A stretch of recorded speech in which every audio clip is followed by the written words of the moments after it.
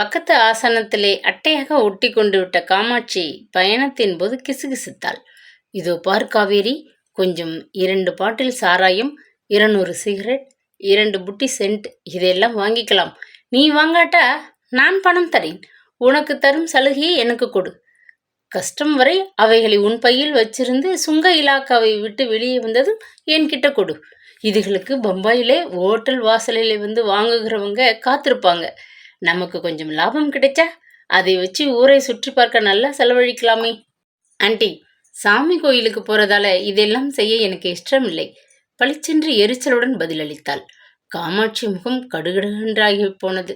இரவு 2 மணி அளவிலே பம்பாய் வந்தடைந்த போது சுங்க இலாக்காவை தாண்டியதும் காமாட்சி மாயமாகிவிட்டிருந்தாள். இரவில் பயணத்தின் போது ஏற்படும் நண்பர்கள் வண்டியை விட்டு இறங்கியதும் மறைந்து விடுவார்கள் என்பது இயல்பு. அவர்கள் வசித்த நாட்டைச் சேர்ந்தவள் காமாட்சி. ஆகாய விமானத்தை விட பன்மடங்கு வேகத்தில் மறைந்து விட்டாளே. தாய் நாட்டை மிதித்து விட்டோம் என்று நெஞ்சில் ஏற்பட்ட இன்ப சிலிர்ப்பு மறைந்து காமாட்சியை விரோதித்து கொண்டு விட்டோமே, இதன் விளைவு என்ற கலவரத்துடன் பம்பாய் விமான நிலைய சுங்க இலாக்காவை தாண்டி வெளியே வந்தாள் காவேரி. அடுத்தபடியாக சென்னைக்கு அவள் விமான நிலையத்தில் பயணப்படும் வரை காத்திருக்க அவளுக்கு ஒரு 5 ஸ்டார் ஹோட்டலில் இடவசதி அளிக்கப்பட்டது. பெட்டியை ஓட்டல் ஊழியர்கள் விமான பஸ்ஸிலிருந்து இறக்கி வைக்க அந்த 5 ஸ்டார் ஹோட்டலின் வரவேற்பறைக்குள் நுழைந்தவுடன் அவள் அயர்ந்து போனாள். ஏழ்மை நிறைந்த இந்தியாவில் பயணிகளுக்கு இப்படி ஒரு வசதியா? தலைக்கு மேல் சிங்காரமாக தொங்கிய கண்ணாடி சரவிளக்கு காற்றில் லேசாக நகர்ந்தபோது எழுப்பிய கிளுகிளு ஓசையும், அவைகளிலிருந்து எழுந்த வெளிச்சத்திலே கனவு உலகம் போல தெரிந்த அந்த வரவேற்பறையும், கவுண்டர்களின் பின்னால் நின்ற அழகிய இளம் பெண்களையும் கண்கொட்டாது வியப்புடன் பார்த்தபடி நின்றாள் காவேரி. பணம் எத்தனை இருந்தாலும் இத்தகைய வசதி அவளது நாட்டில் இந்தியர்களுக்கோ வேறு இனத்தவர்களுக்கோ கிடையாதே. வெள்ளைக்காரர்கள் தங்குகிற ஹோட்டல்கள், அவர்கள் அனுபவிக்கிற சுகங்கள் எல்லாவற்றையும் கருப்பர்கள் சமமாக பங்கிட்டு கொள்ள முடியாதே. இன வேற்றுமை காரணமாக வெள்ளையர்களுக்கு என்று ஒதுக்கப்பட்ட நீச்சல் குளத்தில் கூட தப்பி தவறி ஒரு கருப்பர் கால் வைத்து விட முடியாதே. வெள்ளைக்காரர்களும் ஆப்பிரிக்க நாட்டினரும் இன்னும் பல நாட்டினரும் பயணிகளாக ஹோட்டல் முன்னரையில் வந்து குவிந்து கொண்டிருப்பதை கண்டாள். இப்படிப்பட்டதொரு ஒற்றுமை, எல்லா மக்களும் எல்லாவற்றையும் பகிர்ந்து அனுபவிக்கும் வாய்ப்பு அவளது நாட்டிற்குள் எப்பொழுது ஏற்பட போகிறது? அந்த வாய்ப்பினை நோக்கி போராடும் மக்களுடன் கூட தாமோதரனும் தன் கடமையை செய்ய துணிந்து விட்டிருக்கிறான். அதை அவள் புரிந்து கொள்ளாது, வெறும் பொறாமையால் உந்தப்பட்டு அவனிடம் கூட சொல்லிக் கொள்ளாது. புறப்பட்டு வந்தது எத்தனை பெரிய தவறு!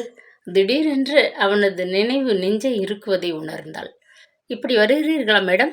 ஹோட்டல் ஊழியர் ஒருவர் அவளது பெட்டியை ஒரு கவுண்டர் அருகே வைத்துவிட்டு அவளை அழைத்தபோது கண் இமைகளை சுட்ட கண்ணீரை சமாளித்து கொண்டு புன்முறுவலுடன் அங்கே சென்றாள். மிகவும் பழகியவள் போல் உதட்டு சாயத்தின் பின்னால் ஒளிவிட்ட பல்வரிசை லேசாக தெரிய மெலிதாக சிரித்த அந்த பெண் ஊழியர் அவளிடம் ஒரு பெரிய புத்தகத்தை பிரித்து நீட்டினாள். அதில் பெயர், நாடு, வந்த விவரம், தங்கியிருக்க போகும் முகவரி, பாஸ்போர்ட் எண் இத்தியாதிகளை எழுதி கொடுத்துவிட்டு அவள் தந்த சாவியை வாங்கி கொண்டு நகர்ந்தாள் காவேரி. அரசியலும் குமரிகளும் கோடீஸ்வரர்களின் குல விளக்குகளும் தங்க ஏற்பாடு செய்யப்பட்டது போல அந்த அறையில்தான் எத்தனை வசதி! கால் புதையும் கம்பள விரிப்பு, கண் கவரும் சித்திரங்கள் சுவரில், உடம்பை தழுவும் மெத்தை போட்ட சுத்தமான விரிப்புடன் வா வா என்று அழைத்த படுக்கை, தலைமாட்டிலே ஒரு தொலைபேசி. எந்த எண்ணை சுற்றினால் யாரை அழைக்கலாம், எவைகளை தருவிக்கலாம் என்ற ரூம் சர்வீஸ் குறிப்படங்கியதொரு சிறு அட்டை அருகில் இருந்தது. அவசரமாக கடிதம் எழுத ஓட்டலின் முகவரி கொண்ட வெள்ளை காகிதங்கள், அனுப்ப கடித உரைகள், எழுத பேனா இத்தியாதிகளுடன் அழகு பார்த்து கொள்ள ஒரு ஆளுயர கண்ணாடி. குளியல் அறையில்தான் எத்தனை வசதி! ஆப்பிரிக்காவில் தாமோதரன் வீட்டிலிருந்த அலங்கார குளியல் அறையைப் போல பாத்டப், டெலிஃபோன் ஷவர், குளிக்க புதிதாக ஒரு சோப், தலை குளிக்க ஷாம்பு, துவாலை. அப்பாடி, எத்தனை வசதி! இவ்வளவும் புதிதாக பரிசுத்தமாக அவள் உபயோகத்திற்காக காத்து கொண்டிருப்பதை அறிவிக்க கழிவறை பேசினிலிருந்து கண்ணாடி கூஜா வரை ஒரு காகிதத்தால் ஒட்டப்பட்டு இருப்பதை காண அவளுக்கு மெத்த வியப்பாக இருந்தது. அவள் வாழ்க்கையிலே இதுவரை அனுபவித்திராத சுகம். ஒரு நாட்டு மக்களுக்கு சுதந்திரம் வந்துவிட்டால் கூடவே இத்தனை சுகங்களும் வந்து விடுகின்றனவா? தன்னுள் பல எண்ணியவாறு களைப்பு போக முதலில் ஆனந்தமாக சூடான தண்ணீரை பாத்டப்பில் நிரப்பிக்கொண்டு குளித்தாள். இரவு ஆடை அணிந்து கொண்டு தலைமாட்டில் பொருத்தப்பட்டிருந்ததொரு ரேடியோ அமைப்பை போன்றதன் பட்டன் ஒன்றை அழுத்தினாள். சித்தார் இசை காதை மெல்ல தழுவி மனதிலே ஒரு இன்ப சிலிர்ப்பை உண்டாக்கியது. ஒவ்வொரு பட்டனையும் அழுத்தி பரிசோதித்தாள். கீழ்நாட்டு இசை, மேல்நாட்டு இசை, கர்நாடக சங்கீதம் என்று வகைக்கு ஒன்றாக வெளிப்பட்டு அதிசயப்படுத்தியது. குறிப்பேட்டை பார்த்து தொலைபேசியில் ஒரு எண்ணை சுற்றினாள். ரூம் சர்வீஸ் மறுமுனையில் தேன் குரல் இனிமையாக காதில் வந்து விழுந்தது. காலையில் 5 மணிக்கு எழுப்பிவிடவும். 7 மணி அளவில் எனது காலை உணவை அறைக்கு அனுப்பி வைக்க வேண்டும். எக்ஸ்ட்ரா எதுவும் தேவையில்லை. விமான பயணிகளுக்கு தர வேண்டிய காலை உணவு போதும். சைவ உணவுதான். எல்லாவற்றையும் கூறிவிட்டு கதவை இழுத்து பார்த்து நன்றாக உள்ளே பூட்டி கொண்டிருக்கிறது என்ற திருப்தியுடன் விளக்கை அணைத்துவிட்டு படுக்கை மீது சாய்ந்தாள். களைப்பில் நன்றாகவே உறங்கி போனாள். அவள் கேட்டுக்கொண்டபடியே காலை 5 மணிக்கு தலைமாட்டு தொலைபேசி கிணுகிணத்தது. குட் மார்னிங், ரூம் நம்பர் 202 என்றாள் மறுபக்கத்தில் இருந்த பெண். குட் மார்னிங், தேங்க்யூ என்று கூறிவிட்டு எழுந்து மறுபடியும் ஆசை தீர நன்றாக குளித்தாள். தமிழ்நாட்டு பெண்கள் அதிகமாக பேண்ட் சட்டை அணிவதில்லை. புடவை உடுத்தி கொண்டு குங்கும பொட்டில் பொழிவார்கள் என்று சௌந்தரி அண்ணி கூறியது ஞாபகம் வரவே அவள் அண்ணியின் புடவைகளில் ஒன்றை எடுத்து அணிந்து கொண்டு குங்குமம் பொற்றை சற்று பெரிதாக நெற்றியில் வைத்து கொண்டாள். லேசான ஒப்பனையில் அவளை இப்பொழுது யாராவது பார்த்தால் தமிழ்நாட்டைச் சேர்ந்தவள் என்றுதான் சாதிப்பார்கள். அப்படி தன் தோற்றம் மாறிவிட்டிருப்பதை கண்ணாடியில் கண்டு மகிழ்ந்தாள். லேசாக கதவு தட்டப்பட்டது. திறந்ததும் உள்ளே ஒரு நகரும் மேஜையை தள்ளி கொண்டு வந்தார் ஓட்டல் ஊழியர் ஒருவர். உங்களது காலை உணவு 11 மணி அளவில் அறையை காலி செய்துவிட்டு நீங்கள் கீழே வரவரப்பறைக்கு வந்துவிட வேண்டும். உங்களது விமானம் 12 மணிக்கு கொஞ்சம் முன்னதாக கிளம்பும். அதனால் அதற்குள் ஹோட்டல் கணக்கு ஏதாவது இருந்தால் அதை தீர்த்துவிட்டு தயாராக வாசலில் நிற்கும் விமான பஸ்ஸில் ஏறிக்கொள்ள வேண்டும். விவரமாக கூறிவிட்டு வெளியேறினார். மேஜை மீது போர்த்தி இருந்த வெள்ளை விரிப்பை எடுத்துவிட்டு காவேரி ஆவ் என்று ஆச்சரியத்துடன் கூவினாள். 2 பேர்கள் வயிறு புடைக்க சாப்பிடும் அளவு அவள் கேட்ட சுட்ட ரொட்டி, வெண்ணெய், சீஸ், பழரசம், பால், காஃபி டிகாஷன், சர்க்கரை இத்தியாதி தனித்தனியான பீங்கான் கிண்ணங்களில் அழகாக வைக்கப்பட்டிருந்ததை நேர்த்தியைக் கண்டு வியந்து போனாள். மேஜை மீது விருந்துகளின் போது அலங்காரமாக தட்டுகளை அதன் இடத்திலே கத்தி, முள், ஸ்பூன் முதலியவற்றுடன் வைத்து நடுவிலே பூங்கொத்து கொண்டதொரு அலங்கார பீங்கான் கிண்ணத்தை வைத்து அழகாக டேபிள் செட் செய்வதில் மிகவும் கெட்டிக்காரி என்று தன் திறமையை பற்றி அவளுக்கு உள்ளூர பெருமை இருந்தது. காலை உணவை தாங்கிக் கொண்டு அவள் முன்னே நின்ற அந்த மேஜையின் அலங்காரத்தை கண்டதுமே அவள் கர்வம் படபடவென்று இடிந்து பொடியாகி போனது. இந்த இந்தியர்கள் பார்ப்பதற்கு வெகு சாதாரணமான மனிதர்களைப் போல தெரிந்தாலும் எத்தனை கெட்டிக்காரர்களாக இருக்கின்றனர். இன்னும் எத்தனை அதிசயங்களை, தாய்நாட்டின் சிறப்புகளை அவள் சந்திக்கப் போகிறாளோ. குறித்த நேரத்தில் பம்பாயை விட்டு விமானம் புறப்பட்டது. 1.5 மணி நேர பயணமே தெரியாது. பொழுது மிகவும் இனிமையாக கழிந்தது. சென்னை வரைக்கும் தான் அவள் பயணச்சீட்டு வாங்கியிருந்தாள். விமான நிலையத்தில் இறங்கி டர்பனில் இருந்த இப்ராஹிம் பிரதர்ஸ் நிறுவனம் அவளுக்காக அனுதாபப்பட்டு முன்னதாக ஏற்பாடு செய்திருந்த ஹோட்டல் ஜோதிக்கு டாக்ஸி எடுத்துக்கொண்டு போய் சேர்ந்தாள். ஹோட்டல் ஜோதி 3 நட்சத்திர சிறப்புடையது. அதற்கு தக்கபடி வசதிகளும் சற்று குறைவாக தான் இருந்தன. இனிமேல் ஓட்டல் செலவிற்கு அவள் கையிருப்பிலிருந்து பணத்தை எடுக்க வேண்டும் என்பதால் அவள் மிகவும் எச்சரிக்கையாக சிக்கனமாக இருக்க வேண்டுமே. இந்த 3 நட்சத்திர ஹோட்டலை விட்டு அவள் சீக்கிரம் கிளம்பியாக வேண்டும். நாளைக்கு 100 ரூபாய்க்கு மேல் செலவழித்து கொண்டு தங்குவது சாத்தியப்படாத செய்கை என்று எண்ணியபடி அவளுக்கு தந்துவிட்டிருந்த அறையின் கதவை தாளிட்டு கொண்டு பயண களைப்பு போக முகத்தை கழுவி முடியை சீர்திருத்தி கொண்டு பெட்டியை தூக்கி அதற்கென அறையில் இருந்த மர ஸ்டாண்டின் மீது வைத்து திறந்து தனது கையிருப்பு பணத்தை பத்திரமாக எண்ணி ஒரு பர்சில் போட்டு தோள்பையில் பாஸ்போர்ட் எல்லாவற்றையும் போட்டு பெட்டிக்குள் வைத்து பூட்டி சாவியை இடையில் சொருகி கொண்டு நிமிர்ந்தபோது அறை கதவை தட்டும் சத்தம் கேட்டது. கதவை திறந்தாள். வெளியே வயதான ஒரு அம்மாளும் கூட 18 வயது சிறுவன் ஒருவனும் நின்று கொண்டிருந்தனர். நீதானே காவேரி? கேட்டபடி அந்த அம்மாள் உள்ளே வந்து உட்கார்ந்து கொண்டாள். ஜன்னல் திரையை தள்ளியதும் வெளிச்சம் உள்ளே நன்றாக வீசிய போது காவேரி அறையை உற்று பார்த்தாள். பணத்தை மிச்சப்படுத்தும் நோக்கத்துடன் ஆப்பிரிக்காவிலிருந்து பயணப்பட்டு வந்து போய்க் கொண்டிருந்த பயணிகள் சிலர் இந்த ஓட்டலின் பெயரையும் முகவரியையும் தந்துவிட்டிருப்பார்கள். பாவம் இப்ராஹிம் பிரதர்ஸ் நிறுவனத்தார். அங்கிருந்தபடியே ஹோட்டல் ஜோதியை ஒரு ஜெகத் ஜோதியான ஹோட்டல் என்று எண்ணித்தான் அவள் அங்கு வந்து தங்க முன்னதாக அறையை ஒதுக்கி வைக்க டிராவல் ஏஜென்ட் என்ற தகுதியில் கடிதம் எழுதி ஏற்பாடு செய்து விட்டிருந்தனர். உண்மையில் அது அழுது வடிந்து கொண்டிருந்த மகா மட்டமானதொரு ஹோட்டல். 3 நட்சத்திர ஹோட்டல் என்று சொன்னார்கள்.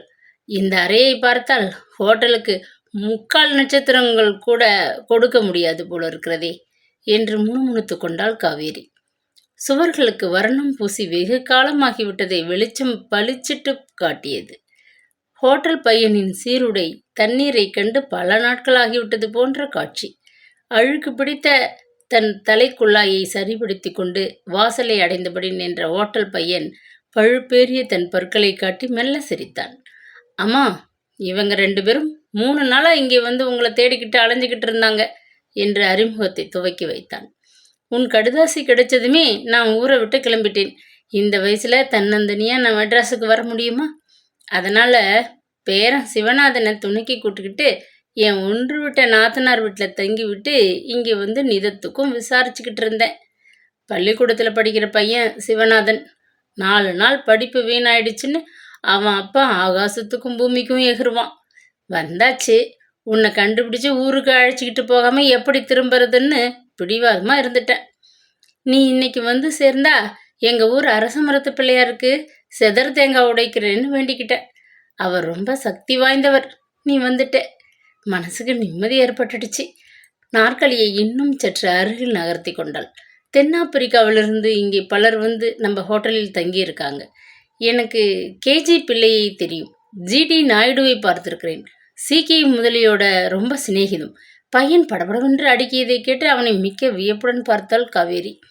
இங்கே வந்து தங்குகிற பயணிகளுக்கு ஊர் சுற்றி பார்க்க டாக்ஸி ஏற்பாடு செய்து கொடுத்து எல்லா சௌகரியமும் செய்து தருகிறோம் நான் தான். என் பெயர் மாணிக்கம் என்றான் பெருமை பொங்கும் குரலில் அவன். அப்படியே மாணிக்கம் தம்பி, மெட்ராஸுக்கு வந்தமே தவிர நாங்கள் ஒரு கண்காட்சியும் பார்க்கல.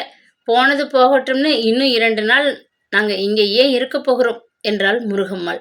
ஓ, தாராளமாக இருங்கோ பாட்டி. இன்னும் 2 படுக்கையை இந்த அறையிலேயே கொண்டு வந்து போட ஏற்பாடு பண்ணுறேன். பிறகு டாக்ஸி பேசி தரேன். மகாபலிபுரம், காஞ்சிபுரம் எல்லாம் கூட நீங்கள் சுற்றி பார்த்துட்டு வரலாம். திருப்பதிக்கு போவதனாலும் என்கிட்ட சொல்லுங்கோ. காவேரி வாயடைத்து போனாள். இந்த முருகம்மாள் எப்படி அவளை தேடிக்கொண்டு இங்கே வந்திருக்கிறாள்? திடீரென்று மூளையில் நினைவு பளிச்சிட்டது.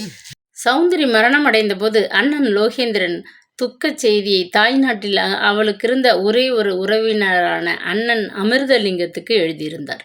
அந்த முகவரிக்குத்தான் காவேரி ஊருக்கு புறப்படும் முன் தான் வரப்போவதாகவும் தன்னை இந்த தேதியில் ஹோட்டல் ஜோதியில் சென்னையில் வந்து சந்திக்க வேண்டும் என்றும் ஒரு கடிதம் எழுதியிருந்தாள். சௌந்தரி நம்மையெல்லாம் விட்டுட்டு போயிட்டாளே என்று திடீரென அழுகையில் குலுங்கிய முருகம்மாள் கண்களை சற்றென்று துடைத்து கொண்டாள். நீ அமிர்தண்ணனுக்கு கடிதம் போட்டிருந்த. அவர்தான் சௌந்தரி போன துக்கம் தாங்காம அடுத்த வாரமே மாரடைப்பால் போயிட்டாரே. வயசு காலத்தில் அவரை என் மருமகன், அதுதான் அமிர்தலிங்கத்துக்கு பங்காளி பையன், வச்சு காப்பாற்றிக்கிட்டு இருந்தான். அந்த நன்றிக்காக கிழவர் வீட்டையும் கொஞ்சம் சொத்தையும் என் மருமகனுக்கு எழுதி விட்டுட்டு போயிட்டார். நீ யாரு? எங்கள் வீட்டு பொண்ணு, எங்கள் சௌந்தரியோட நாத்தி. கடுதாசியை பிரித்து படித்ததுமே நான் துடிச்சு போனேன். முன்பின் தெரியாத ஊரில் வந்து நீ கஷ்டப்படக்கூடாதுன்னு பேரனை கூட்டிகிட்டு வந்திருக்க விளக்கமாக தெரிவித்தாள் முருகம்மாள். என்னம்மா அப்படி கலங்குற? என் மருமகன் சட்டநாதன் உன்னை தன் பொண்ணு போல கண்ணில் வச்சு கவனிச்சுப்பான். உங்கள் சௌந்தரி அண்ணி பிறந்து வளர்ந்த ஆளான வீட்டையும் கொஞ்சம் தூரத்தில் ஓடுற காவேரி ஆத்தையும் நீ பார்க்க வேண்டாமா? வெளி தேசத்தில் போய் வாழ்ந்தாலும் உங்களுடைய வேர் இந்த தாய் நாட்டில் தான் இருக்குன்னு தெரிஞ்சுக்க வேணாமா? எங்கள் ஊர் சிவன் கோவில், மகமாயி கோவில் எல்லாத்தையும் பார்க்க வேணாமா? என் மருமக கை சாப்பாட்டை ஒரு வாட்டி ருசி பார்த்துட்டே எங்கள் கிராமத்தை விட்டு நகரவே மாட்டேன். வேப்பிலை அடித்தாள் முருகம்மாள். இன்னும் சாப்பாட்டு நேரம் முடியல. உங்களுக்கெல்லாம் ஏதாச்சும் சாப்பிட அறைக்கு எடுத்து வரவா? தானே முந்தி கொண்டான் ஹோட்டல் பையன் மாணிக்கம். காலையில் பிடிச்சி பச்சை தண்ணி கூட பல்லில் படாமல் நான் பசியோடு அலையிறேன். 3 பேருக்கு சாப்பாடு எடுத்துட்டு வா, மிகவும் அதிகாரமாக உத்தரவிட்டாள் முருகம்மாள். 3 அலுமினிய தட்டுகளை அடுக்காக சுமந்து கொண்டு வந்த மாணிக்கம் அவைகளை அங்கிருந்த மேஜை மீது வைத்தான். சிறிது பொழுதில் ஒரு அலுமினிய தண்ணீர் ஜாடியையும் 3 அழுக்கு பிடித்த கண்ணாடி டம்ளர்களையும் கொண்டு வந்து கூட வைத்தான். இன்னும் ஏதாச்சும் வேணும்னா சொல்லுங்க. கோயில் குளத்துக்கு போகிற பயணிகள், அதனால் நான் கேட்டால் ஒழிய அசைவ சாப்பாடு எடுத்து வர மாட்டேன். எல்லாம் தனிப்பட சமையல் செய்த சைவ சாப்பாடு. பற்களை காட்டி பகபகவென்று சிரித்தான். மேலே மூடியிருந்த அலுமினிய தட்டை எடுத்துவிட்டு முருகம்மாளும் பேரனும் கையை கூட கழுவாது அவசரமாக சாப்பிடத் தொடங்கினர். மூளையில் இருந்த வாஷ் பேஷனை திருகினாள் காவேரி. தண்ணீர் கண்ணீரை விட சிக்கனமாக சில துளிகள் உதிர்த்தன. இங்கே தண்ணி கஷ்டம் கொஞ்சம் ஏற்பட்டிருக்கு. அதனால பாத்ரூம்ல வாளியில தண்ணியும் குவளையும் தயாரா வச்சிருக்க, மாணிக்கம் எச்சரித்தான். கண்ணம் கரையில் என்றிருந்த குளியல் அறைக்குள் நுழைந்து விளக்கை தேடி போட்டு பார்த்தபோது காவேரிக்கு வயிற்றை குமுட்டியது. லேசாக சிறுநீர் கழித்த வாசனை முகத்தில் மோத துருப்பிடித்த அந்த இரும்பு வாளி தண்ணீரில் கையை கழுவ பயந்தபடி அவள் திரும்ப வெளியே வந்து கையை கழுவி கொண்டாள். சாப்பாட்டு தட்டை நீக்கினாள். 2 சப்பாத்தி, ஒரு அலுமினிய கிண்ணத்தில் குருமா, இன்னும் 2 கிண்ணத்தில் திரவ ரூபத்தில் ஏதோ ஒரு உணவு, ஒரு சிறு கிண்ணமாக பட்டை அடைத்த சாதம், ஒரு சிறு அலுமினிய தட்டில் ஒரு கரண்டி அளவு தயிர், சிறிது உப்பு, ஒரு துண்டு எலுமிச்சங்காய் ஊறுகாய். அதுல ரசம் இருக்கு. அந்த கிண்ணத்துல சாம்பார். அப்பளம் வேணும்னா தனியா பணம் தரணும். உளுந்து விலை ஏறிடுச்சு இல்லையா? நாங்க தட்டு சாப்பாட்டுல அப்பளம் வைக்கிறதில்ல, விலக்கி கொண்டிருந்தான் மாணிக்கம். ஆளுக்கு 2 அப்பளம் கொண்டு வாப்பா. இன்னும் ஒரு பட்டைச்சோறும் தேவைப்படும், உத்தரவிட்டாள் முருகம்மாள். சாம்பாரை ஊற்றி சாதத்தை கலந்து விழுங்க முயன்றாள் காவேரி. காரமும் உப்பும் கூடி வராத தண்ணீர் போன்ற சாம்பாரை அவளால் ருசிக்க முடியவில்லை. பசியை அடக்கி தொலைக்க பற்களின் பலத்தை அதிகமாகவே உபயோகித்து தட்டில் இருந்த சப்பாத்திகளை கடித்து விழுங்கினாள். டம்ளரில் இருந்த தண்ணீரை குடிக்க அவளுக்கு பயமாக இருந்தது. இந்தியாவிலே கண்ட தண்ணீரை குடிக்கக்கூடாது. காலரா, டைஃபாய்டு, மஞ்சள் காமாலை என்ற நோய்கள் பரவலாக இருக்கும். அதனால் எங்கே போனாலும் ஒரு குளிர்பானம் தருவித்து தாகத்துக்கு சாப்பிடு. இல்லாவிட்டால் கொதிக்க கொதிக்க காப்பியை கொண்டு வர சொல்லி நீயே ஆற்றி சாப்பிடு. மற்ற ரகமான ஹோட்டல்களில் பையன்கள் விரல்களால் தொட்டு டம்ளரை தூக்கி வருவார்கள். அவங்க விரல் அழுக்கையும் சேர்த்து நாம் சாப்பிட நேரும் என்று பல விஷயங்களை, கேள்விப்பட்டவைகளையெல்லாம் நர்ஸ் ஜெகதா அவளுக்கு சொல்லியிருந்தாள். ஹோட்டல் ஜோதியின் அறையில் தங்கவே அவளுக்கு பிடிக்கவில்லை. நர்ஸ் வேலைக்கு படித்தவள், சுகாதாரம் என்ன என்பதை பிறருக்கு எடுத்து சொல்லும் தகுதி உடையவள். அந்த சூழ்நிலை, உணவு, மாணிக்கத்தின் அதிக பிரசங்கித்தனம், முருகம்மாளின் அதிகாரம் ஒன்றுமே அவளுக்கு பிடிக்கவில்லை. அவர்கள் இருவரையும் விட்டுவிட்டு டைரியில் காணும் வேறு ஏதாவது முகவரியை தேடிக்கொண்டு அவள் தனியே புறப்பட்டு விட்டாள். திடீரென்று அன்னி சௌந்தரியின் நினைவு நெஞ்சை அடைத்தது. அவளது கடைசி வேண்டுகோள் மனதை உறுத்தியது. எப்பொழுதாவது நீ தாய்நாட்டுக்கு போனால் நான் பிறந்த ஊரின் அருகில் ஓடும் காவேரி நதியில் என் துணிகளில் எதையாவது போட்டுவிட்டு என்னை நினைத்து கும்பிடு, அது போதும் என்று எத்தனை முறை அவளிடம் கூறி அழுதிருக்கிறாள் அன்னி. அவர்களது ஆன்மா சாந்தியடைய அவள் கட்டாயம் வரதநத்தத்திற்கு போயாக வேண்டும். அவர்கள் பிறந்த வீட்டின் மண்ணை மிதித்து அந்த காவேரி நதியோடு சேர்த்துவிட்டு அவர்கள் ஆன்மா சாந்தியடைய பிரார்த்தித்து கொள்ள வேண்டியது அவள் கடமை. அன்னி சௌந்தரி அவளுக்கு தாய்க்கு ஒப்பானவளாச்சே. இன்னைக்கு ராத்திரி நாம் திருச்சிக்கு புறப்படலாமா ஆண்டி என்று கேட்டாள். அப்படி என்ன அவசரம்? ஊரை பார்த்துட்டு 2 நாள் ஆற அமர ஓய்வா இருந்துட்டு சில ஜாமான்கள் வாங்கிக்கிட்டு பிறகு போகலாம். இந்த தம்பி நமக்கு டாக்ஸி ஏற்பாடு பண்ணி தருவான். காஞ்சிபுரம் கோவில்களை நீ பார்க்க வேணாமா? முருகம்மாள் முட்டுக்கட்டை போட்டாள். புலிப்பால் வேண்டுமா? இதோ கொண்டு வருகிறேன் என்று மறுப்பே தெரிவிக்காது செயல்பட்ட மாணிக்கம் டாக்ஸி ஒன்றை பேசி அவர்களது சுற்றுலாவுக்கு தயார் செய்து கொடுத்தான். அடுத்த நாள் காலை முதல் வேளையாக அவள் வங்கிக்கு சென்று கையில் இருந்த டிராவலர்ஸ் செக்குகள் சிலவற்றை மாற்றி 3000 ரூபாய்களாக எடுத்துக்கொண்டாள். முதல் நாள் பயணத்திற்கு டாக்ஸிக்கு கொடுத்தது போக ஊரில் சந்திக்க போகும் சட்டநாதன் மனைவிக்கு காஞ்சிபுரத்தில் ஒரு பட்டு சேலையும், முருகம்மாளுக்கு மாற்று சேலையாக ஒரு கைத்தறி நூல் சேலையும், கூட வந்த பேரனுக்கு சட்டை ஃபேண்ட் துணியும், வீட்டில் உள்ள குழந்தைகளுக்கு பொம்மை, மிட்டாய் இத்தியாதிகளையும் வாங்கினது போக ஹோட்டல் பில்லை கட்டி முடித்து பஸ்ஸில் பயணப்படுவதற்குள் பணம் அத்தனையும் காலியாகிவிட்டதைக் கண்டு அதிர்ந்து போனாள். மீண்டும் கொஞ்சம் டிராவலர்ஸ் செக்குகளை மாற்றி ரூபாய்களாக எடுத்துக்கொண்டு அன்று இரவு புறப்பட்ட பஸ்ஸில் அவர்களுடன் அவள் கிளம்பிய போது மனம் கனத்தது. பிடிக்கு பிடி நமச்சிவாயம் என்பார்களே சௌந்தரி அண்ணி, அதை போல முருகம்மாள் மூச்சு விட்ட போதெல்லாம் வெற்றிலைக்கு 1 ரூபாய் இடுமா, கொஞ்சம் பட்டாணி வாங்கிக்கலாமா, தாகத்துக்கு சோடா என்று அவளையே சுரண்டி கொண்டிருப்பதைக் கண்டு அதிர்ந்து போனாள். இந்த நிலையில் அவள் வரத நத்தத்தில் எத்தனை நாள் சமாளிக்க இயலும்? கலங்கி போனாள் காவேரி. விடியும் தருவாயில் திருச்சி பஸ் நின்றதும் அவர்கள் இறங்கினார்கள். அதற்கு பின்னர் சேலம் செல்லும் பஸ்ஸில் மீண்டும் 40 கிலோமீட்டர் பயணப்பட வேண்டும்.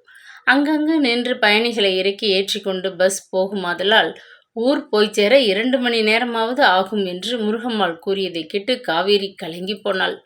துளியளவு தூக்கமின்றி இரவு முழுவதும் பயணப்பட்டு பஸ்ஸில் குழுக்கள் பட்டு முதுகு கதவு போல கணக்க அவள் மிகவும் சோர்ந்து விட்டிருந்தாள். மறுபடியும் பஸ் பயணம் அவளை உள்ளூர பயமுறுத்தி கொண்டிருந்தது. வீட்டு வாசற்படியை தாண்டினால் வழுவழுப்பான தார் சாலைகள், அதில் மிதக்கும் கார் என்று சொகுசாக வாழ்ந்து பழக்கப்பட்டவளுக்கு குண்டும் குழியும் நிறைந்த சாலைகளில் பஸ் குலுங்கி ஓடிய போது உடம்பில் உள்ள எலும்புகள் எல்லாம் நொறுங்கிவிட்டது போன்றதொரு வேதனை. சர்க்குணம் அம்மாள் முன்னதாகவே எச்சரித்திருந்தாள். தாய் நாட்டில் கோயில்கள் மிக பெரியதாக இருக்கும், பார்க்க பிரமிப்பூட்டும், பட்டுப்புடவைகள் கண்களை பறிக்கும். ஆனால் சாலைகள் குண்டும் குழியுமாக இருக்கும். மழை பெய்து விட்டாலோ கேட்கவே வேண்டாம். நடைபாதையில் கடைகளை விரித்திருப்பார்கள், மக்கள் வசிப்பார்கள். எங்கு பார்த்தாலும் குப்பை குவிந்து கிடப்பது போல தெரு மூலைகளில் குப்பை தொட்டி வழிந்து நிற்கும். சொறி பிடித்த நாய்கள் தன்னிச்சையாக தெரியும். அந்த குப்பை தொட்டிகளை கிளறி கொண்டு காகிதம் பொறுக்க அழுக்கு பிடித்த உடையும் பரட்டை தலையுமாக சிறுவர்கள் அலைவார்கள். சுத்தமான தெருக்களுடன் ஆரோக்கிய பாதுகாப்பை அனுசரிக்கும் மக்கள் நிறைந்த நாட்டில் வாழ்ந்து பழக்கப்பட்டுவிட்ட நமக்கு அங்கே போனதும் முதலில் கண்களில் படுவது கோவில் அல்ல, குப்பை தொட்டிகள்தான். பாரத நாடு பழம்பெரும் நாடுன்னு சொல்லுவாங்க. ஆனால் ரொம்ப அழுக்கு பிடிச்ச நாடாக நமக்கு தெரியும் போது மனம் ரொம்ப வேதனைப்படும். அத்தனையும் உண்மை என்று எண்ணியபடி அருகே தெருவில் குப்பை தொட்டி அருகே சுற்றி கொண்டிருந்த நாய்களை அருவருப்புடன் பார்த்தபடி தன் ஜாமான்களை சேகரித்து கொண்டாள். காவேரி, அதோ தெரிகிற ஹோட்டலில் போய் பல் விளக்கி முகம் கழுவிவிட்டு வயிற்றுப்பாட்டை பார்த்துக்கிட்டு பிறகு பஸ் பிடிப்போம். என் மருமகளுக்கு கடைசி குழந்தை பிறந்தப்போ ரொம்ப இசக பிசகாயிடுச்சு. கர்ப்பப்பையும் எடுத்துட்டாங்க. அதனால அவளுக்கு குனிஞ்சு நிமிர்ந்து வேலை எதுவும் அதிகம் செய்ய முடியாது, பாவம் என்றாள் முருகம்மாள். ஆப்ரேஷன் நடந்து எத்தனை நாளாச்சம்மா விசாரித்தாள் காவேரி. குழந்தைக்கு வயசு 1 போகுதே, இன்னுமா குனியே நிமிர முடியலே? ஆண்டி, இது என்ன கதை? நர்ஸ் வேலை பார்க்கும் என்னிடமே அளக்கிறீர்களே. எங்கள் நாட்டில் இந்த விதமான அறுவை சிகிச்சை செய்ததும் 15வது நாளே அந்த பெண் கார் ஓட்டுவாள், நீச்சல் அடிப்பாள், வீட்டு வேலை அனைத்தையும் செய்வாள். வைத்தியர்கள் அப்படி வேலை செய்ய அனுமதிக்கிறார்கள் என்று கோபத்துடன் பளிச்சென்று சொல்லத் தோன்றியது. பொறுமையை சிரமப்பட்டு வரவழைத்து கொண்டு முறுவலித்தாள். சௌந்தரி அண்ணியின் பிறந்த ஊரை பார்க்க புறப்பட்டு வந்தாயிற்று. இனி அவள் எந்த இடைஞ்சலையும் பொருட்படுத்தக்கூடாது.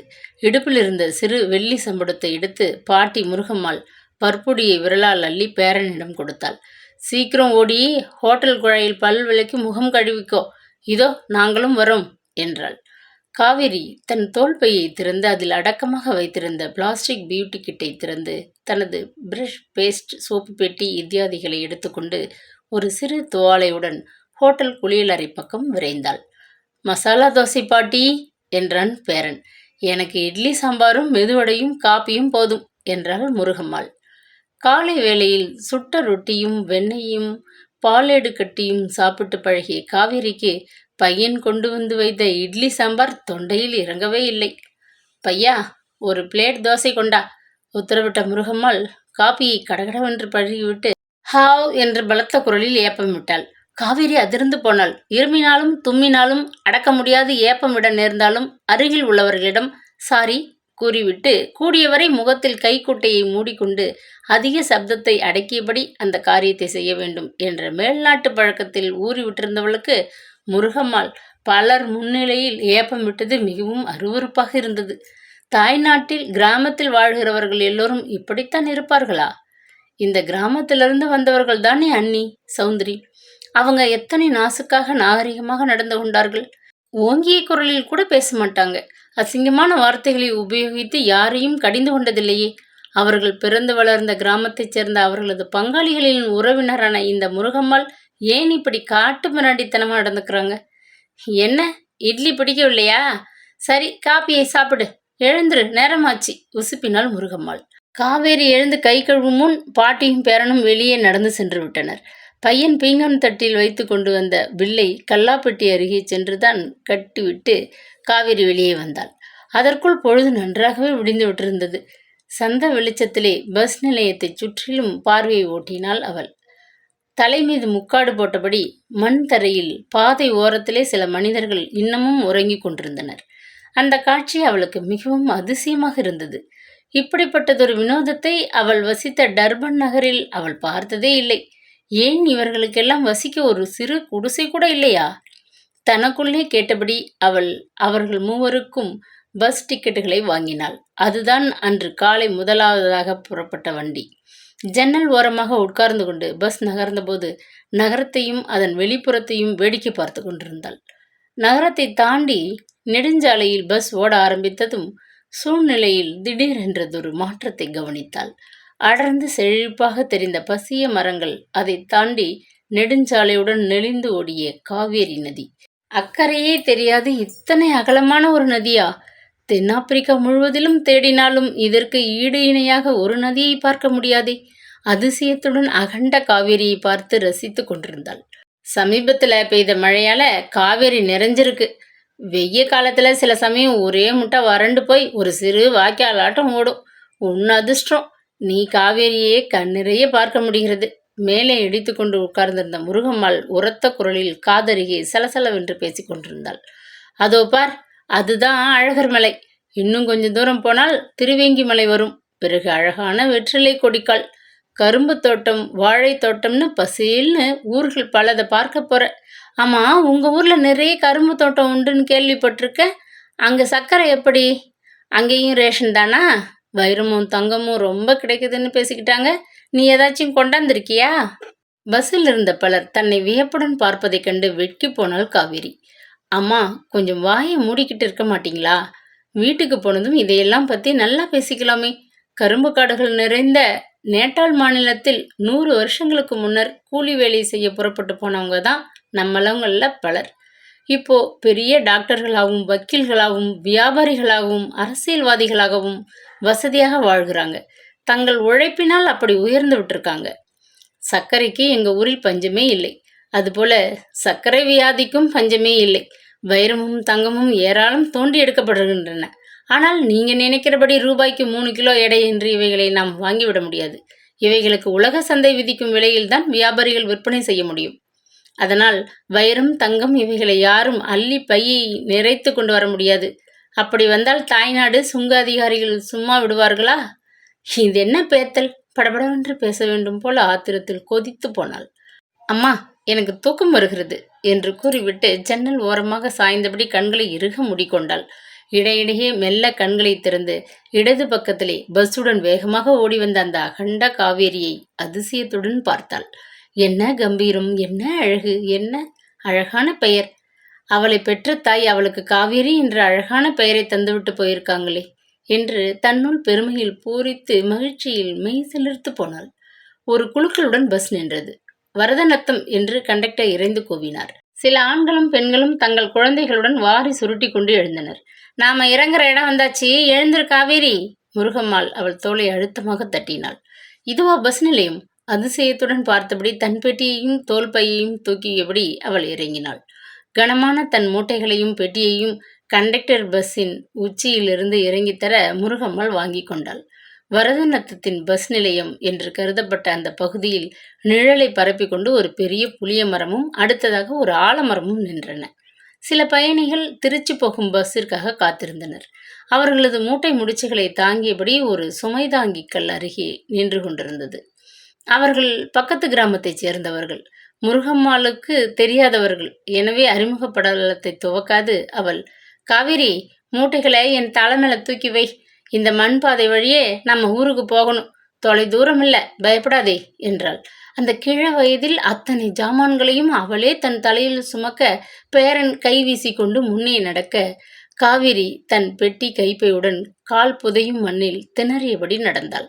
நல்ல வேளை, சென்னையில் அவர்கள் கடைத்தெருவில் ஜாமான் வாங்கிய போது காவேரி ஒரு கடையில் தன் உபயோகத்திற்கு ஒரு வகை பிளாஸ்டிக் செருப்புகள் வாங்கியிருந்தாள். புதையும் மண்ணில் அத்துடன் நடக்க அவ்வளவு சிரமமாக தெரியவில்லை. குதிகால் பாதம் வைத்த அவளது விலை உயர்ந்த கிளாக் ஷூ பத்திரமாக பெட்டியில் ஒரு பிளாஸ்டிக் பைக்குள் அடங்கியிருந்தது. அம்மா, சிவநாதன் கிட்ட அந்த பையை தாருங்கள். ஏன் இப்படி கஷ்டப்படுகிறீங்க என்றாள் காவேரி. ஆம்பளை பிள்ளை, படிக்கிறவன், அவனை போய் மூட்டை தூக்க சொல்லலாமா? கிழவி பெருமூச்செறிந்தது. அவளுக்கு மிகவும் அதிசயமாக தான் இருந்தது.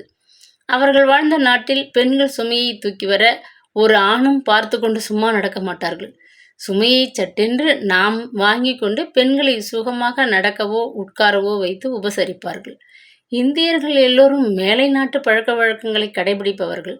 அதனால்தானோ என்னவோ பெண்கள் செய்யும் வீட்டு வேலையில் கூட சட்டென்று ஆண் பங்கெடுத்து கொண்டு உதவுகிற வழக்கம்.